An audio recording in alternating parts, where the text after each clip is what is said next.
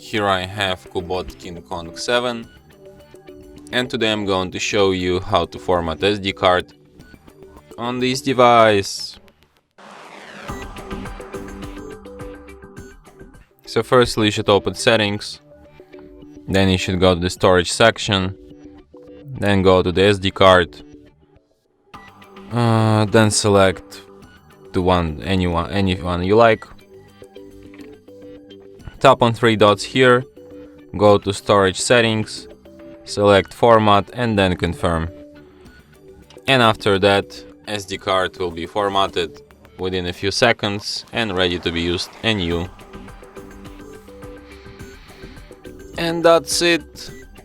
Thanks for watching. If you find this tutorial useful, don't forget to hit that like button and subscribe to our channel.